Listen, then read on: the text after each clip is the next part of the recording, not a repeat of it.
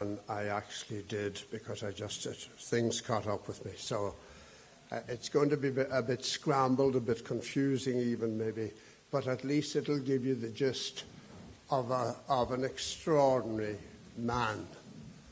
And I've described it in the title as one of the most extraordinary stories in the annals of Irish literature, and I still think that's not an exaggeration.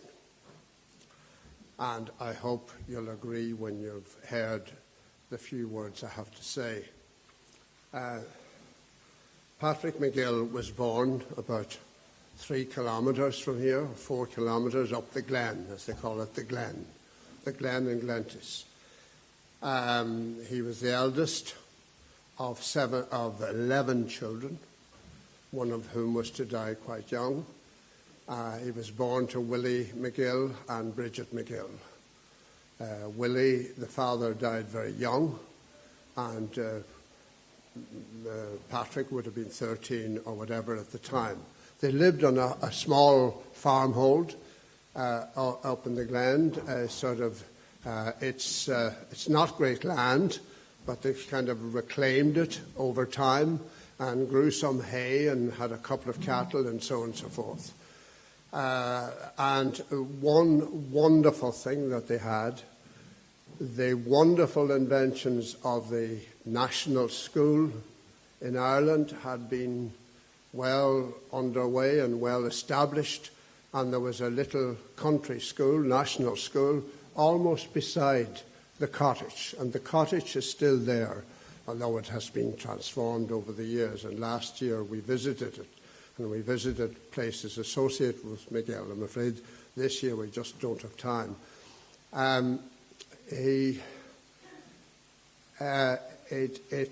It was a hard life, as it was. The Glen was very populated at that time. There were a lot of families, but just subsisting. It was subsistence, really. But it was worse in other parts of this county, which was one of the congested districts boards, of course, set up in the 1890s to help these isolated, barren regions, for that's what they were, barren, rocky ground. It was a little bit better in the Glen, probably because the river Onay overflowed, and I think probably fertilized or whatever the land around it. But life was tough, and of course the children were sent to school, including Patrick, but attended very, very erratically. Because he was the eldest, and they would have been reliant on him doing the farm work or whatever work has to be done around the place. And so from a very early age on, he was given responsibilities. And then, of course, once children at that time, boys and girls, it didn't matter. Boys and girls, once they reached the age of 11 or 12, they were only youngsters really, were uprooted from their environment and taken to the hiring fair. The hiring fair there were hiring fairs all over the place. It was to hire labour for the work. It wasn't confined to children. And of course these hiring fairs lasted right up to maybe the 1940s, 50s, I think even. I haven't forgotten some of these details. Patrick they had to get to the big hiring fair local to here was Strabane, just over the border in Tyrone. And the children went there, either made their own way. Very often the parents did go with them. They made their own way, and sometimes, of course, there was a railway there, and in fact, the railway to Glentis, the County Donegal railways, had been extended to Glentis in the 1890s. This was probably part of the Congested Districts Board work, so that they could have taken the train, but very often they hadn't the money. They hadn't the sixpence to take the train. So they walked sometimes part of the way, maybe as far as Fintown. And this has been told, this story has been told even in relatively recent times. It's, for example, a story like it in one of Colm Tobin's work, where he did a walk along the border and so on. And they went to the hiring fair, and there they were, the children, boys and girls, were all huddled together, ready to be employed. And farmers, reasonably wealthy farmers, of both religions, but mainly in that part of the world. This is the Lagan, it was called. Anything beyond Ballybuffet or whatever towns in this country was called the Lagan. And the farmers of the Lagan, of course, it was good land, as it is in East Donegal. And the farmers came along and inspected the children to see which boy or girl they thought would be able to work. If one of the children showed any signs of coughing or anything like that, they weren't hired. People, MacGill uses a quote in his book, I don't know if I have it here, of now. I'll just read you something. Read you something from his best known work. No, I really don't have it. Anyway, this is what I meant by being not compared, but he describes a girl who coughs, and this farmer asked the mother or father how much for the 6 months. Didn't vary that much. It was between £5 and £6. And the father said £5.50 or whatever. And this guy said, yeah, and the cost of burying her. In other words, that she might die. So that's the kind of atmosphere that existed. This in the 19th century, it was described by a priest in the Rosses here as the slave market. And MacGill took up that title when he would come to write about it and called it the slave market of Tyrone.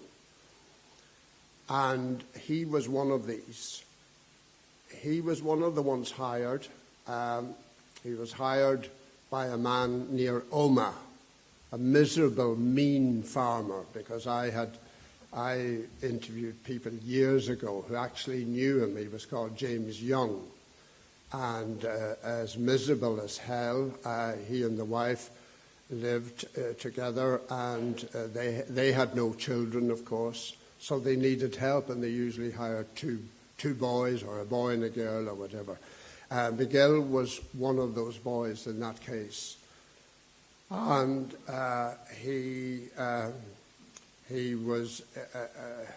MacGill was something of a dreamer throughout his life. So he would be caught sometimes lying on the flat of his back, admiring the sky and the stars and the sun and so on, and in the bog or whatever when he was meant to be working. But he describes very well in this. Anyway, then the next stage in this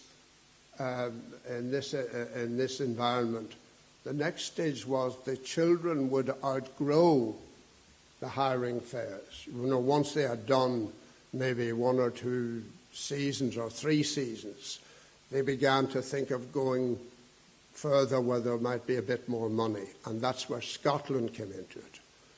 Because in spite of mechanization, of growing mechanization of agriculture in the lowlands of Scotland, they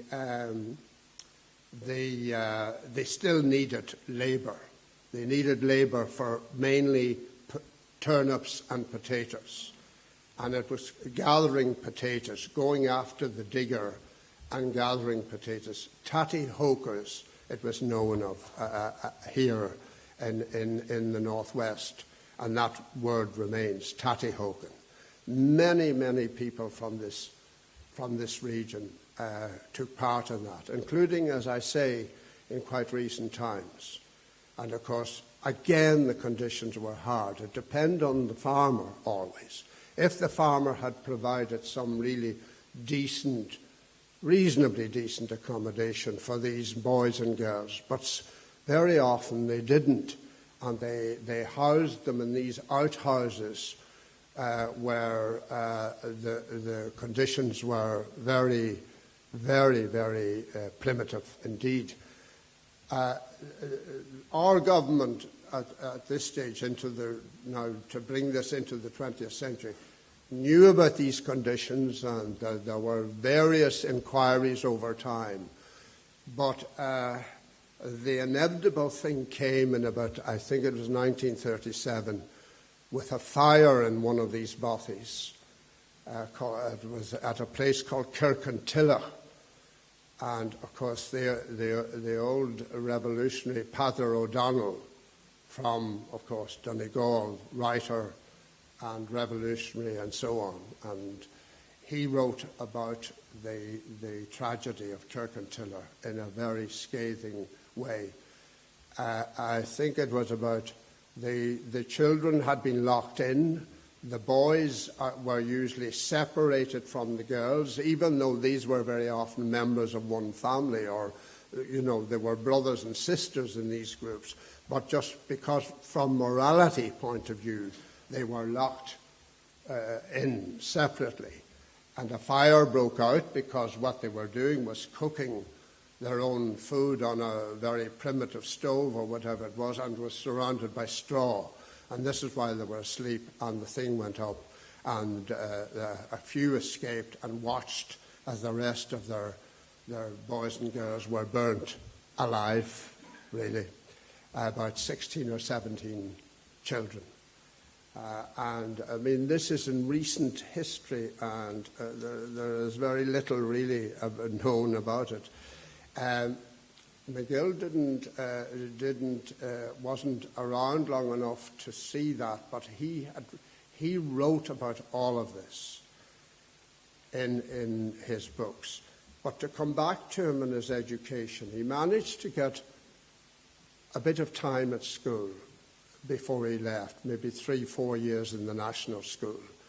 He was known to be a terrific reader, and reading all the time. It may have come from his mother Bridget, who used to read at nights in secret because, a married woman and a mother wasn't meant to be reading during the day, so she did it late at nights. So whatever happened, he was a terrific reader, but he had the most elementary education. He then went through all of this. And then he graduated when he was about 17, 18, to the industrial world of Scotland, which was booming at the time and remained booming for a long number of years. And he got jobs in the hydroelectric schemes, the big development that was happening, and people in Donegal remember this. My father worked in one of them, and so and so. It was all part of our lives. They were up in isolated glens and lochs where there was water, and was to harness the water, as the name suggests, hydroelectric. And the men lived in camps. Huts were provided for them, and they lived all together, nothing but men, hundreds of men on these, and working hard by day.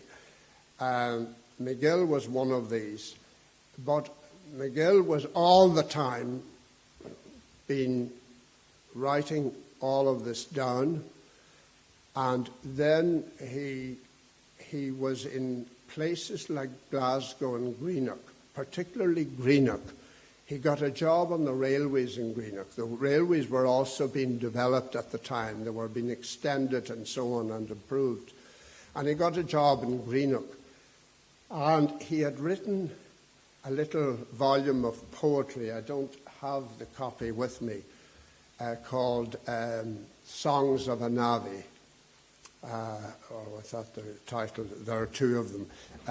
And he got this published. I don't know by what process, and I haven't had time to find out what process. He got this published by the Derry Journal in Derry, famous newspaper. And he got these copies himself, and he hawked them around Greenock, selling these. This was a common thing. It was common at the hiring fairs, for example. Another name for the hiring fairs was the rabble days. In the rabble days, it was common for singers and so on to sell these sheet lists of poems and so on. So he hawked these slim little volumes of poetry around from door to door, and they sold very well, sixpence, and he did very well out of it. He sold about 8,000 the first time. So he was kind of beginning to make a name for himself, because these little volumes of poetry, he was very good at marketing, shall we say.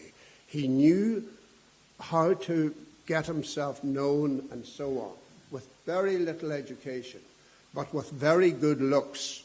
I mean, his looks were stunning, you know. I mean, he had, you know, if you can see, you know, big bushy hair and a sallow complexion and so on.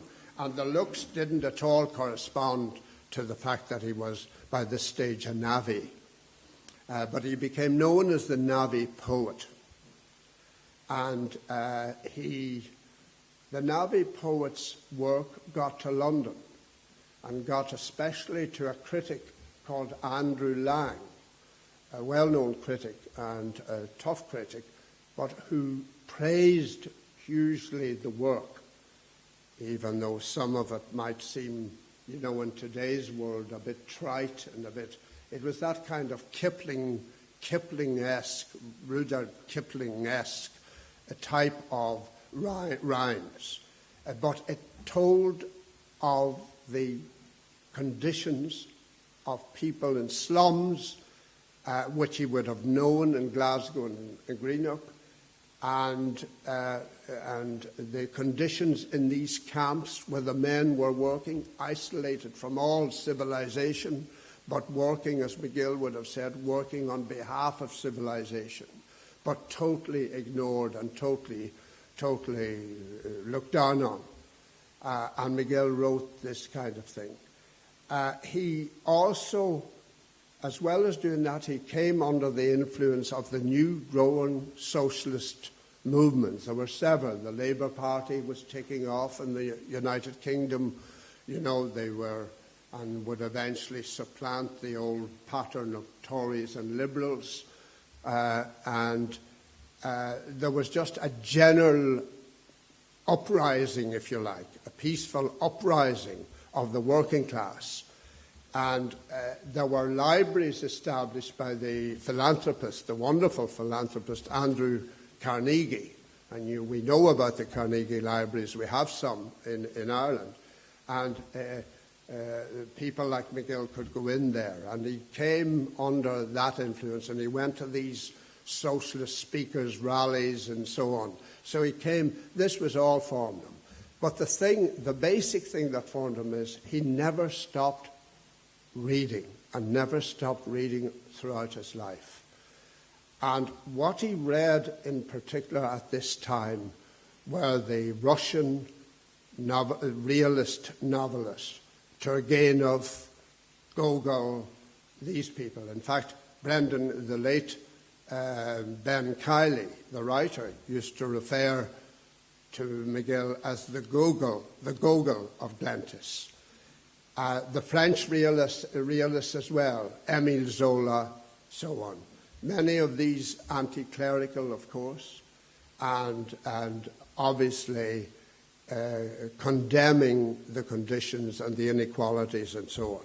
MacGill came under all, and he was so receptive, and he wanted to get an education, and he wrote down words every day so that he would learn more words to his vocabulary, add them to his vocabulary. He tried to learn French and German and so on. And this in the middle of maybe coming home at night with men in the place where they were cooking for themselves and so on, in very, very poor conditions. So MacGill, contrary to even writers like who would be compared to him or would be spoken of in the same breath, Padre O'Donnell, Liam O'Flaherty, and so on. The difference in MacGill was, Padre O'Donnell was a teacher by profession, so he had a good education and was a very educated man. Liam O'Flaherty likewise, certainly had a secondary school education at that time, which was very rare. But MacGill didn't have any of that. It was all self-educated, apart from the grounding he had had at the national school. And he persisted. He then, when he was in the camps, in the hydroelectric schemes, what's it called, Mark? You know that where he was. Kinlochleven. Big works there. And he started sending articles on the conditions to the papers in London. Imagine, I don't know how he got the idea, or had he somebody advising him? Not really. He did all of this on his own. So he started sending these articles, and they exist in the archive, so and I have some of the copies, but incredible. And then, I'm going to skip forward now fairly quickly, then he was written to or summoned in some way by the editor of the Daily Express, then one of the key newspapers in the United Kingdom. And he offered him a job. And he went to London, travelled to London. He would have been about, at this stage, we're talking about 1912, 1911, 1912 really. So he would have been 20 years of age, or not even. And he arrives in London and so overawed, of course, by all of this, but begins working for the Daily Express. And they wanted, you see, to reflect this socialist movement and the working class and the different conditions and so on and so forth. So obviously they wanted a voice like his, a radical voice. But then when they got him, they used him in a strange way. He was doing dog shows and cat shows and so on. So he got very upset by all of this. He was sent to interview George Bernard Shaw by the newspaper. I suppose on the basis that Shaw was a socialist, Irish, and that they would have had a lot in common. So MacGill went to interview him. Shaw made a total fool of him, really.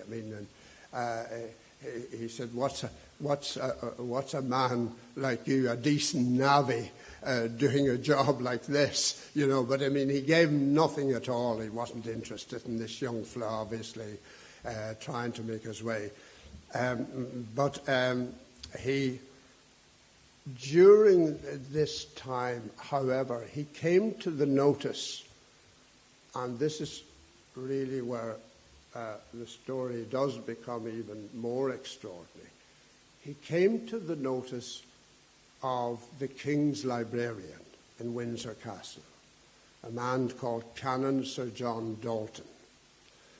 Canon Dalton had been spotted by Queen Victoria on the Isle of Wight when she was on a visit there. He was of a very upper-class family, as a lot of clergymen were at that time. It was one of, the army or the church were the two places that upper-class Britons went. So Canon Dalton, she hired him as a tutor to the grandsons, George and Bertie. And Canon Dalton moved to Windsor and was the tutor. And he was absolutely trusted by the Queen. And he proposed that he take the two boys on a cruise of several months or 1 or 2 years on the ship, the Bacchante, with other trainee naval people and so on, and did that. So he was a huge influence on the growing up of those children. George, who became George V, never lost his love of Canon Dalton, even though Canon Dalton was known as a total tyrant and, impossible to work with, and the staff, anybody under him at Windsor Castle in the library or whatever, they were complaining about him. But there was this other strange side to Canon Dalton. Anyway, he had the total confidence of the King throughout his life, and the King would have no harm done to him, and certainly not dismissal, but no way. He was part of the family, really, at this stage. Canon Dalton was a Tory, obviously, but a strange Tory, and he was far more interested in the growing socialism around him, in the growing labour market politics.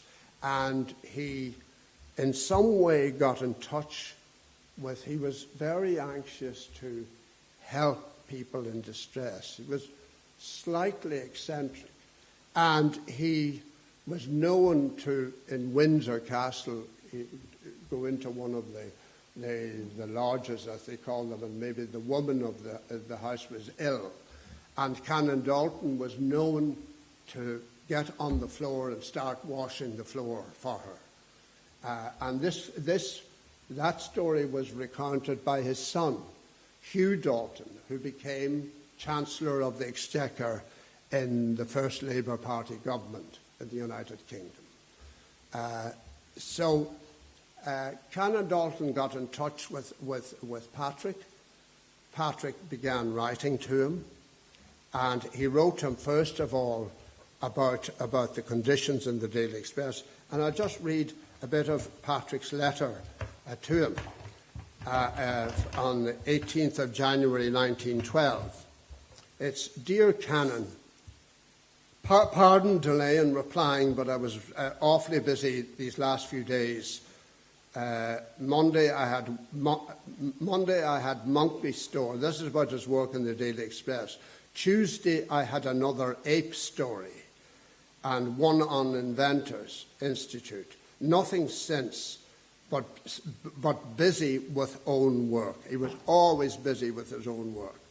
I mean, the editor was told him to go to Covent Garden Theatre for the paper, and that the Express would purchase him a dress suit, and he would write his impressions of the plays. With my story, my photo would appear. And MacGill says, headlines, "Navvy poet in evening dress at Covent Garden." There's a sort of resemblance between it and Max and Moritz, the semi-human apes in evening dress. I'm sick of it all. 'Twould be manly to starve rather than endure it. but here I'm selfish, always prating of my own troubles. Suffice it to say, I'm going on Monday. Regarding your offer, this is the important bit of this letter, regarding your offer of a job, for which I am very grateful, will you tell me, 1, if I wasn't idle, would you require another to do it? 2, if so, what pay would you give? You know there are hundreds who are working 10 hours a day for 25 shillings a week and less. If I take the job, will I have to stop in Windsor? I would be awfully pleased to accept the work, but I'm half suspicious that it is mainly because I'm idle you found the job. The fact is, if I could stop in London until book is published, this was his upcoming book, and sold, I would be very pleased.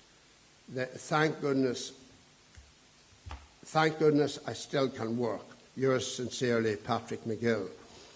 Now,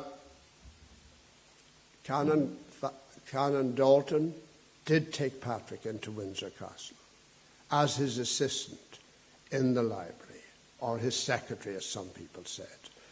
And he lived in 4 of the cloisters. I have a letter somewhere written.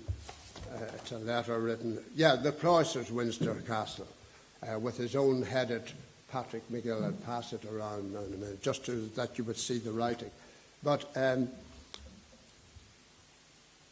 Patrick then was this navvy poet living in Windsor Castle with Canon Dalton, the king's closest friend. So you can imagine the newspaper's interest in this. Great story. Some called it from cow buyer to castle, as MacGill's story. So the friendship, I don't know what, MacGill did copy some Latin manuscripts. They exist in the library, I know that. I don't know what else he did. It was really a cover. It was really a cover for Canon Dalton to help this man and to allow him to write, and which it did. So MacGill, he went on to bring out a collection of the 2 earlier ones in Songs of the Dead End, and none other than Canon Dalton has written a foreword, now under the name of JND. That's John Neil Dalton. So MacGill then got a chance to write his memories, what he called Autobiography of a Navvy. What's the time? Does anybody know? I haven't my watch. Right. If you can bear a little bit more. He got the time to write what his experiences had been. And this appeared, this appeared in 1913, and that's a popular edition. But it became a sensation.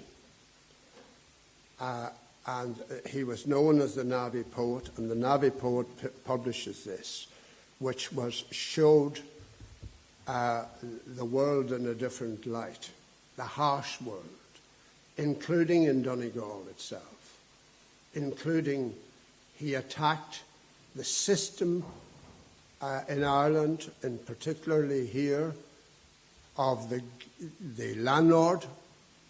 The landlord here would have been the Marquis of Cunningham.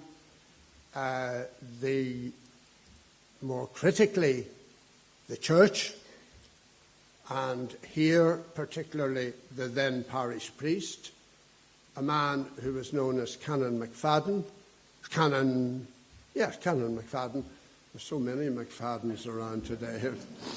And Canon McFadden had been a hero down in the Rosses, was known as the patriot priest. He had fought the landlords and all of that all the way.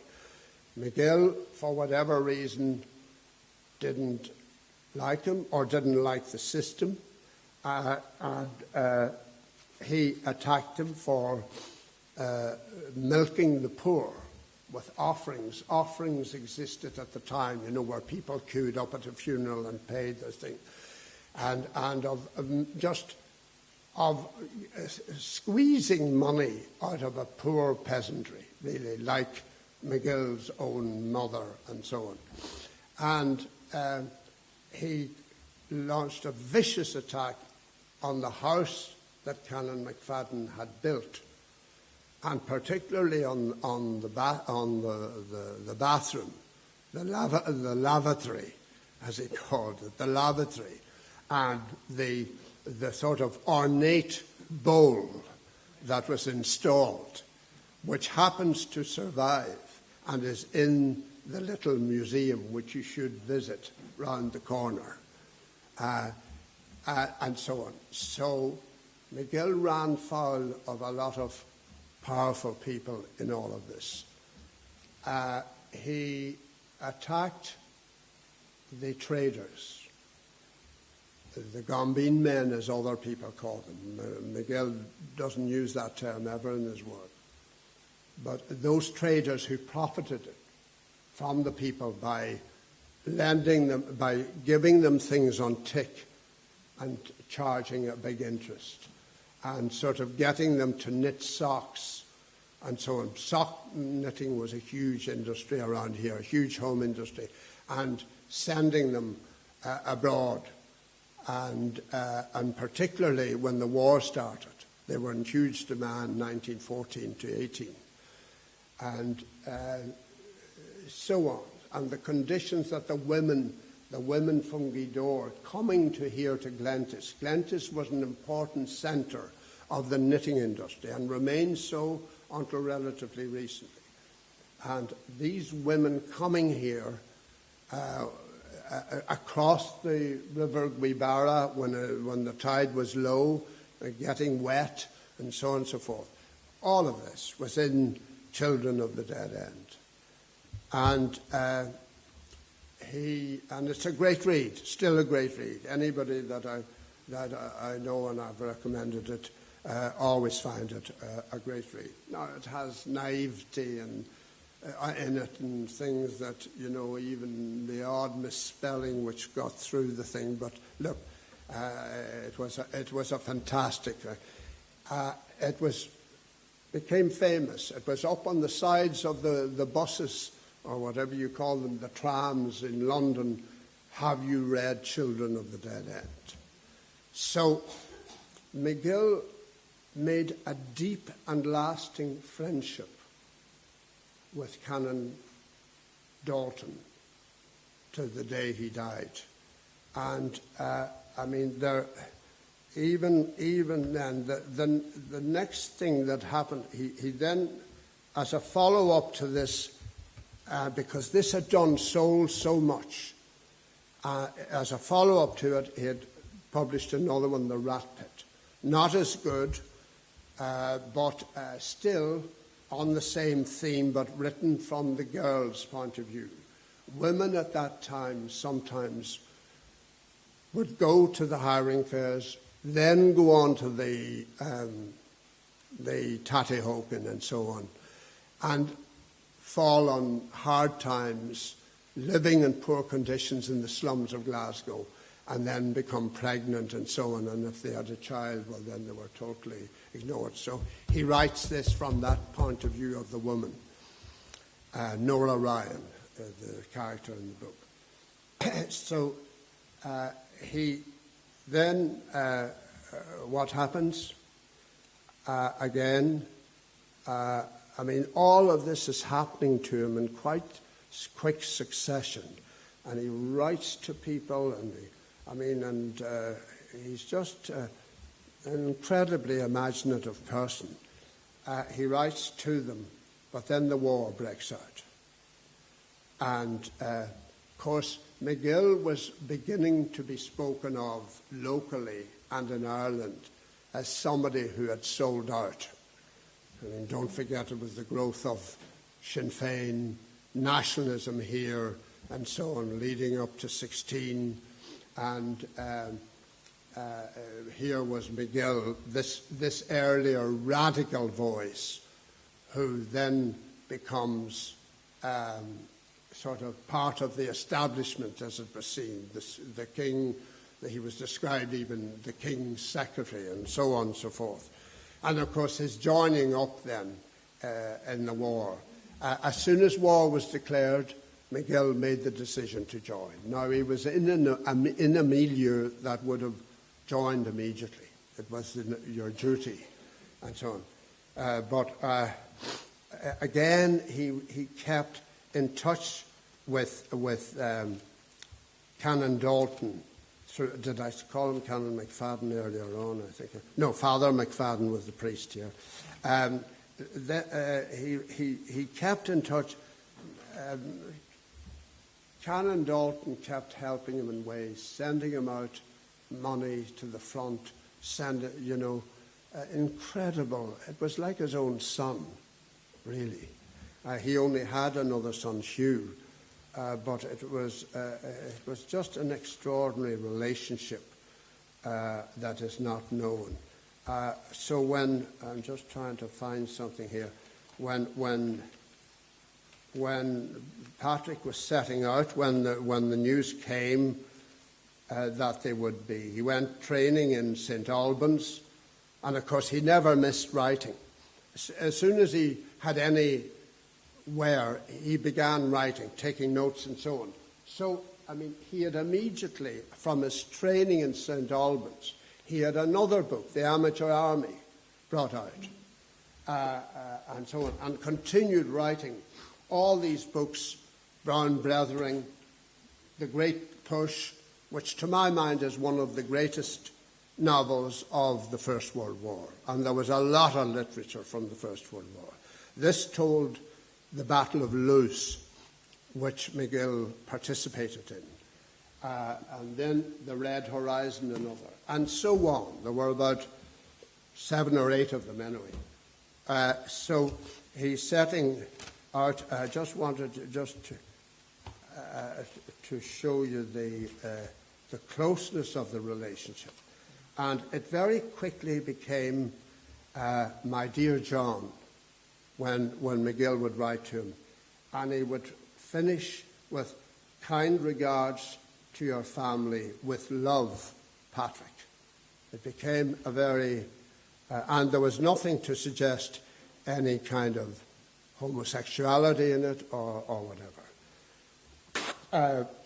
So he was setting out for the front anyway, and he wrote to the canon to take care of his affairs, and that anything he had would be to give to Margaret Gibbons, the girl he had met in London, who was actually a grandniece of a cardinal in Baltimore, Cardinal Gibbons, and he fell in love with her whilst reviewing her book of fairy stories, which would have attracted MacGill.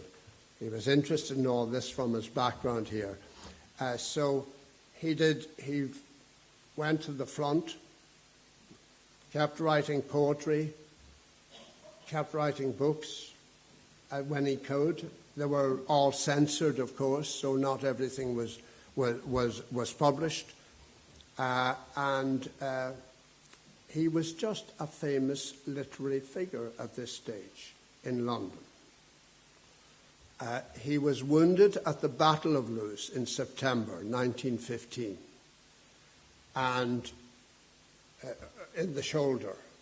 He was very lucky, brought to the hospital in Versailles, and then to London. So he got back to, as they said, anybody escaping from the war who was wounded, they said, home to Blighty.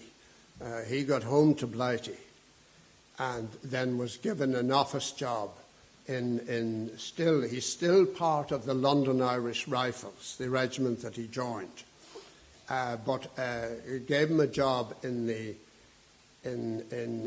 office, in the propaganda office, which he had no problem with, liked it, and this is writing stuff on the atrocities of the Germans, on the suffering of Belgium, on the destruction of France, and so on. He did all of that. And others did it as well, and other British writers. And there have been numerous articles on them, and surprised that some of them had done this. MacGill had no problem with it. He went around lecturing as well on behalf of the troops and so on. But he was a famous literary figure. Children of the Dead End was a bestseller. The Rat Pit was a bestseller. Some of the war books were bestsellers. And his wife, at the same time, she got a job in journalism. She was writing. She had a column that was read by everybody. And she earned actually more money than Patrick, Margaret Gibbons. She wrote under Mrs. Patrick MacGill. They were devoted to each other and remained devoted throughout their lives. And Margaret remained a huge, staunch partner of his. Patrick would have been a bit dreamy and not practical and none of that, whereas she made up for that. And they got married in Hampstead. He was still in the London Irish Rifles in 1915, and bought a house in Hendon. And it was christened, not surprisingly, St. Margaret's in Hendon. This house became a literary centre, really. The people of the famous writers of the time visited frequently. Galsworthy, G.K. Chesterton, who was known to have sat in a chair at the dinner table and the chair collapsed because he was about 20 stone and was enormous, and so on. So it was H.G. Wells. He was part of a literary scene in London and invited to events and so on, but remained close to his family here insofar as he certainly came over for the burial of his brother John, who was the second oldest of the family next to Patrick. John had been suffering for years. Patrick and Margaret took him into their home in Hendon, and one man years ago told me that it was so moving to see Patrick carry the brother who was crippled up the stairs to bed. So he kept in touch. Canon Dalton sent parcels home to the Glen, and so on. So all of that, Patrick took his mother Bridget over to London for a holiday. So he was close to his family, which makes all the more incredible that once, I'm not going to skip forward quickly, but makes all the more incredible that he vanished without trace come 1929, 30. But for those years, he was lecturing all over the place. Margaret read the poetry, and he gave a lecture.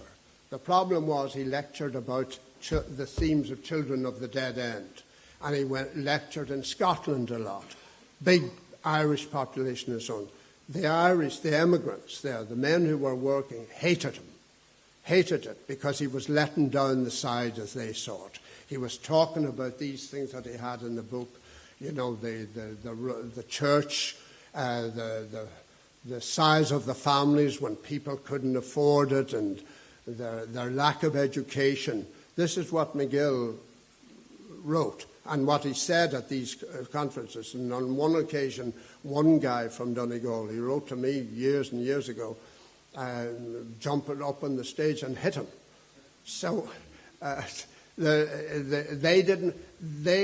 it was the truth, basically, but it was, in a place where the Irish were already looked down on, and sort of were second-class citizens trying to get lodgings or whatever, and were kind of living on the fringes of society for decades. This didn't go down very well. But he lectured throughout Scandinavia. Scandinavia loved him. Scandinavia seems to have had an interest in this literature. A friend of MacGill's was Knut Hamsun is his name. He wrote a book, I have it somewhere. Knut Hamsun, he wrote a book called Hunger. This is 1921. This is the kind of same literature. So MacGill toured constantly. On one occasion, they went with the intention of doing all the Scandinavian countries, but then there was so much demand for him in Sweden that they had to just postpone the visits to the other countries, and so on. So we'll have to get to the end of this. I don't know how I'm going to finish up. MacGill, in other words, MacGill and Margaret lived an extraordinary life. Margaret had difficulty having children, but finally they had 3 girls, Sheila, Christine, and Patricia, all 3 of whom started coming to Glentis when I had told them that they had family. They didn't know they had family in Ireland.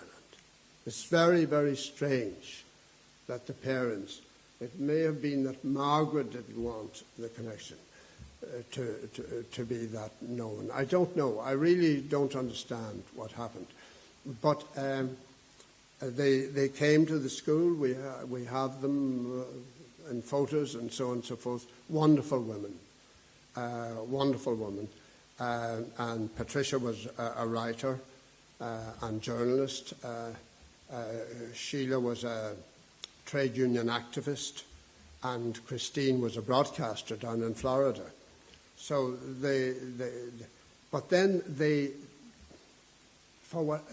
because Patrick and Margaret, they spent about a year in Switzerland because of the health of one of the girls, threatened TB or something like that, recommended to spend a year in, they spent a year in the village of Lézin, fantastic place up in the mountains of Switzerland, and skiing and all this.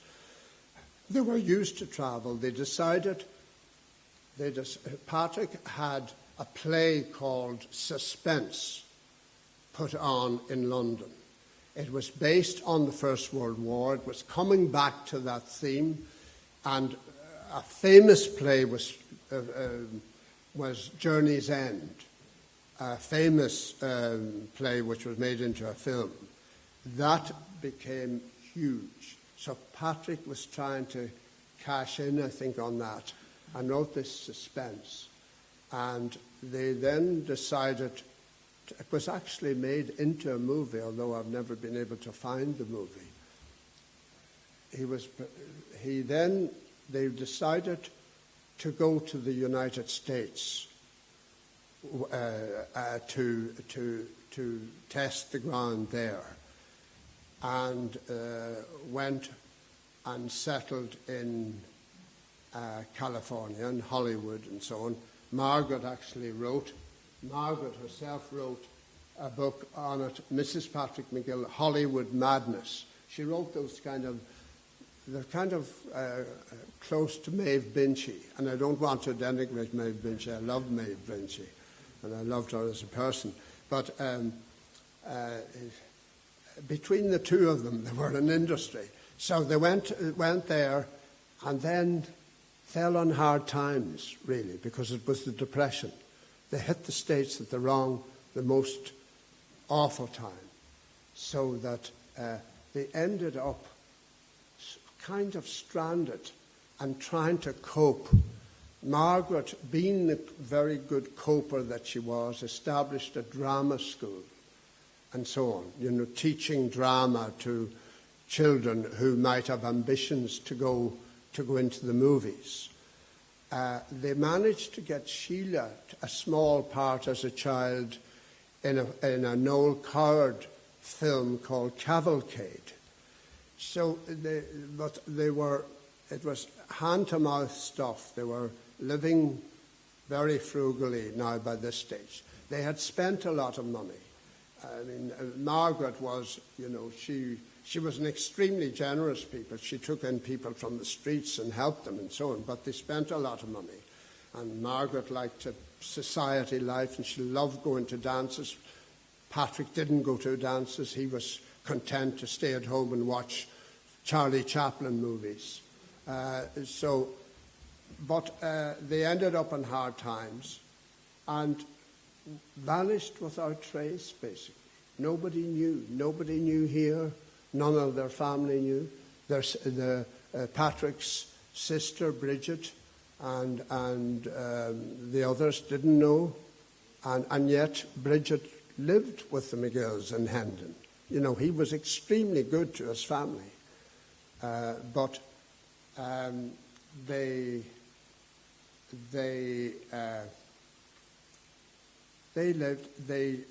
Patrick then contracted multiple sclerosis. It affected, you can see it in his, he wrote little poems for the children, always on their birthdays, to Paddy. They called the girl Patricia Paddy, and so on. And you could see the writing is totally disintegrating, really. And Margaret was continued to be the breadwinner. So by the time my own involvement came with, first of all, I got to know MacGill, as most people did, not through his books in Ireland, but getting them in Scotland. And my father, of course, who worked in Scotland for a lot of his life, mentioned this writer to me, and about him condemning the offerings in the church and these things. And I tell you, I was suddenly my ears plucked up, and I was very interested. And I just put it to the back of my mind. And then I came back to RTE as a producer, and I kept thinking about this writer from Donegal, Patrick MacGill. And I was down in Galway with the late Brandon O'Hare, a wonderful man, wonderful broadcaster and so on, from the Aran Islands. And I went into Kenny's and got a lot of the books there, to my surprise. So that was the beginning of my story. I then had to find out, well, was he alive or dead, or where was he? This would be what am I talking about? God, I dare not think. 1970, maybe? 65. But anyway, I put a letter, I wrote to newspapers in Britain and the States looking for information. And I put a letter in the New York Review of Books, a wonderful publication to which I'm a subscriber. I never get time to read them, as Annie knows, but they're all piling up. They're all piling up there. That's a wonderful newspaper and great articles. And this woman, Sheila Callahan, replied to me and said, why? She didn't tell me anything. She just, why do you want to know about Patrick MacGill? Who are you? Etc., etc. I wrote back to her the story, and then she wrote to me and told the story from her end, of where they had settled and so on and so forth. I then entered into contact with Patricia, who lived in Massachusetts. Patrick had died. He had died in 1963, the day that John F. Kennedy was assassinated.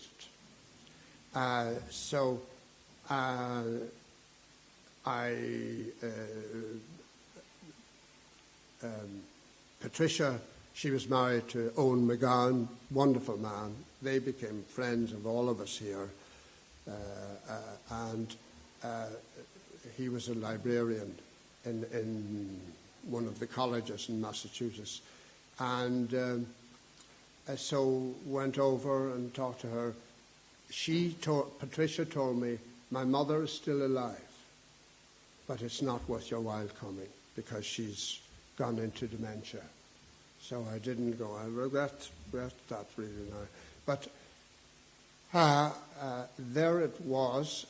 So we leave the story there. I was meant to write the biography. That's now 40 years ago.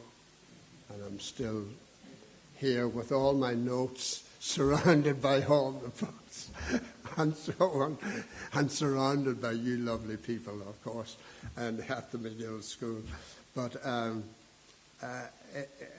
I just thinking it's just such an amazing story in a way, and the influences of these people and MacGill's attack on this man.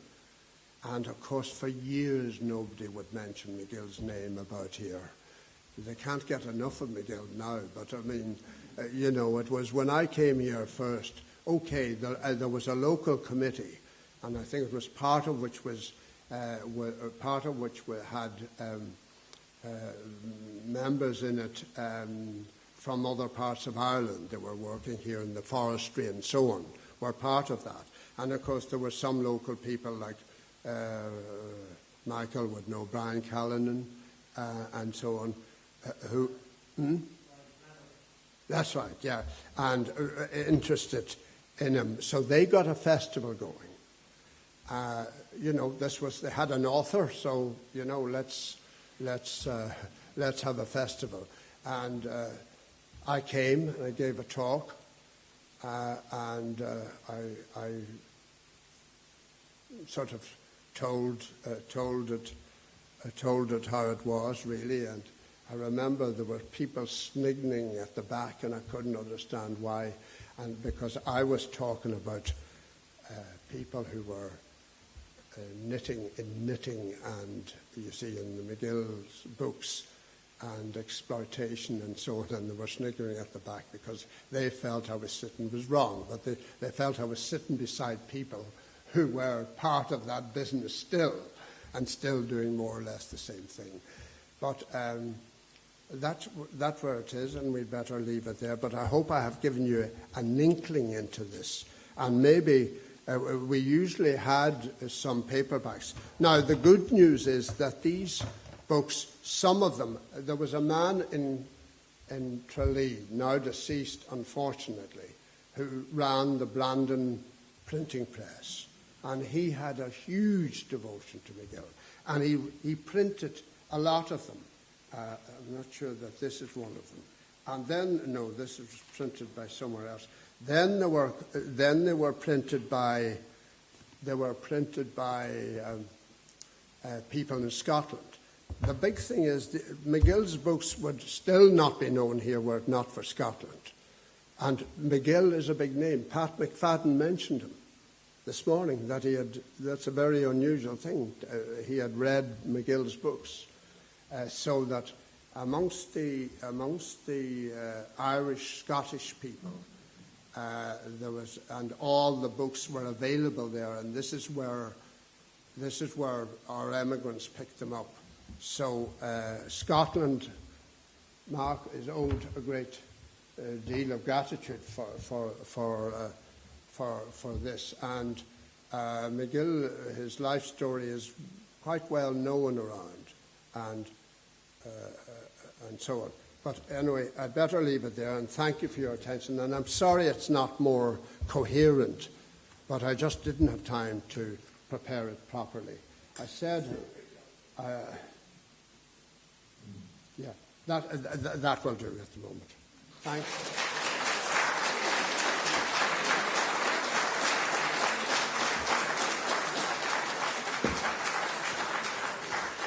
I just to finish, I'll read one of his. This was published, Soldier Songs. This is a limited edition, but it was published late on into the war, if not after the war. No, about 1916. One of the poems.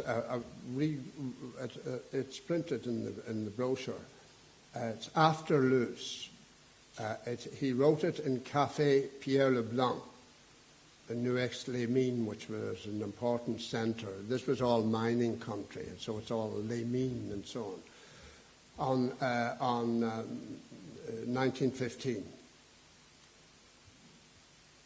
Was it only yesterday lusty comrades marched away? Now they're covered up with clay. 7 glasses used to be called for, 6 good mates and me. Now we only call for 3. Little crosses neat and white, looking lonely every night, tell of comrades killed in fight. Hearty fellows they have been, and no more will they be seen drinking wine in Nuake's les Mines. Lithe and supple lads were they, marching merrily away. Was it only yesterday? So it's simple but very effective, and so the legacy is there. Thanks.